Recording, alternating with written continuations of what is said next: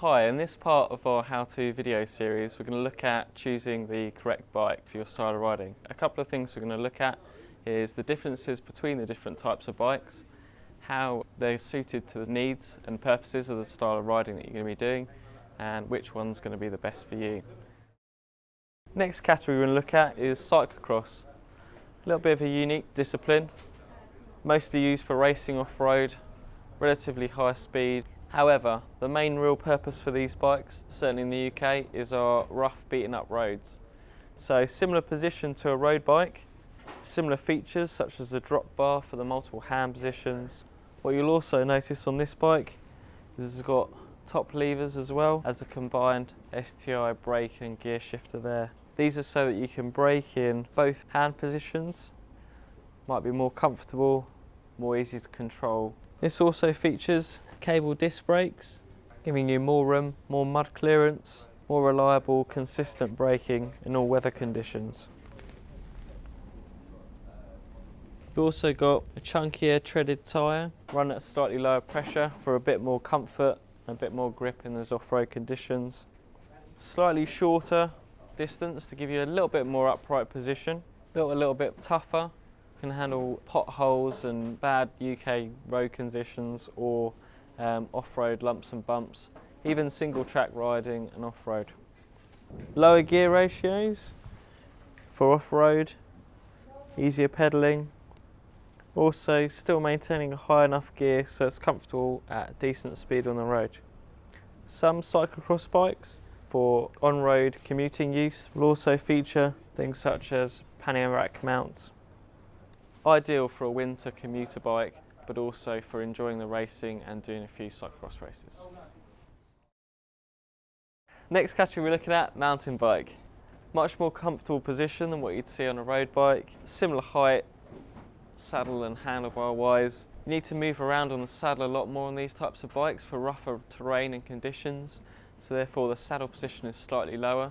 Still efficient enough to pedal well, but just that little bit easier to move around. What you will see on a mountain bike is you'll see additional features, either a flat or riser handlebar, hydraulic disc brakes for reliable, consistent and powerful braking. Also light to the touch, easy on your hands and forearms on longer descents, and low maintenance.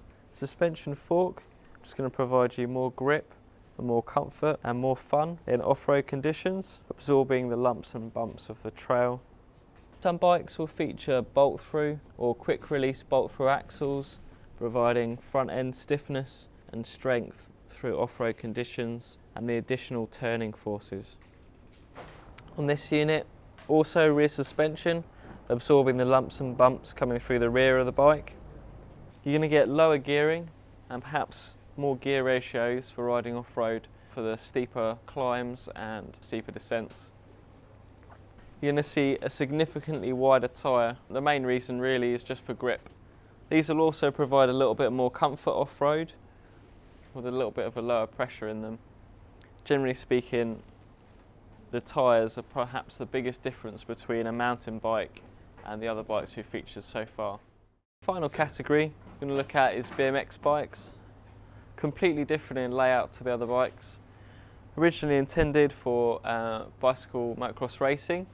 That's where the term BMX originally came from. However, these days mostly focused on doing tricks, either in skate parks, on the street, dirt jumps, and maybe a little bit of racing as well. Construction of the bike, 99% of the time is going to be steel. It's only going to be some lightweight aluminium bikes every once in a while. Steel handlebar and steel fork. Just want reliability, strength and durability with these bikes. 20-inch wheel size, significantly smaller wheels, allows it to follow the ground much more closely. Benefit of that is you can make the most of transitions for jumps and shapes in skate parks. This one features a one-piece crank. Also you'll see more commonly on BMXs now micro drive gearing, which means it's got a smaller sprocket on the front and the rear of the bike to give you more clearance to go in through skate parks over ramp copings and edges. Front caliper brake ease of fitting and also easier removal if not required for skate park riding or dirt jumps. Overall, the bike is low, enabling you to move over the bike, taking in jumps and tricks, and also to be able to move around and move your weight and distribution. Everything on a BMX bike is related to simplicity and being tough and durable to last the knocks and bumps.